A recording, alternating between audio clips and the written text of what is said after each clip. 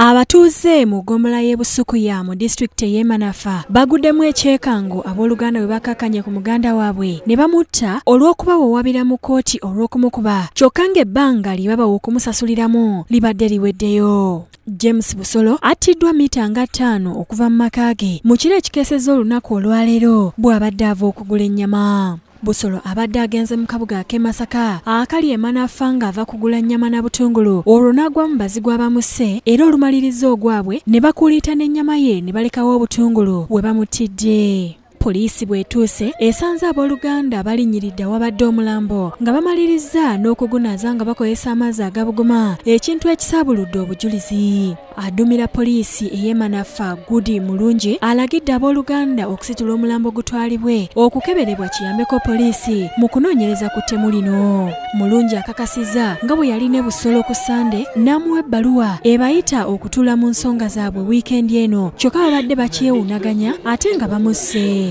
So oba obadde n'ensonga na muzeeyi Busolo oba tobadde nayo ekyo tekitegeeza omuntu omuttemu engeri eyo.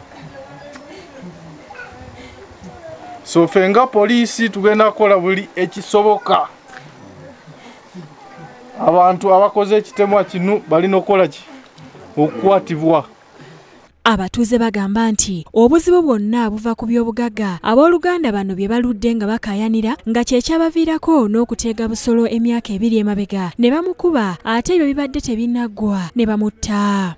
Naye mu butuufu bwe tulaba nti empalana ebaddewo yakika nga bawa erina empalana ey'emisango egitaggwawo egirudde emyaka nga giri mu kooti n'ebirala abamu nga babulowooza nti mulogo.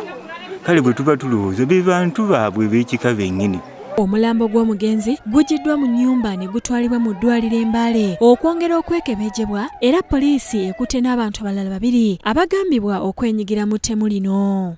Ebyo nga biri bityo abatuuze b'e Nateete Central Zone basanze omukuumi w'abanswa emu Hardwares and Company eritunda ebyeyambisibwa mu kuzimba ng'attiddwa mu bukambwe. Musoliyiga abadde yakayimbulwa ku poliisi ku musango gw'okutulugunya mukazi we Jowe Sadia yattiddwa ekiro ekikeesezza olwaleero abazigwa batanategerekeka era ng'omulambo gwe gusangiddwa nga gutugiddwa ne waya y'amasannyalaze mu bulago kw'otadde n'okumusiba akandoya nga beeyambisa akakutiya akakadde. Ennaku zino embeera mbi obusente butugayaza okubala obusente bwa nnaku 3. Poliisi ereese embwa ekonga olusu esoose okuyingira mu kizimbe mwe babbye ne bajjamu jaketi eteeberezebwa okuba ey'abazigo oluvannyuma ne bagitwala omulambo gye gubadde era ng'eno gy'evudde n'efubutuka emisinde ng'ekwata oluguudo lw'e Nakawuka n'abatuuze nga bwe bagigoberera okulaba gy'egenda wabula otuuse mu sitenseni y'e Nateete ku 5 n'eyimirira ekitabudde aba poliisi. Abo abantu bavudde wano ne basooka ne beekweka wali eno. Oluvannyuma omulambo gutwaliddwa mu ddwaliro e Mulago okwongera okwekebejjebwa.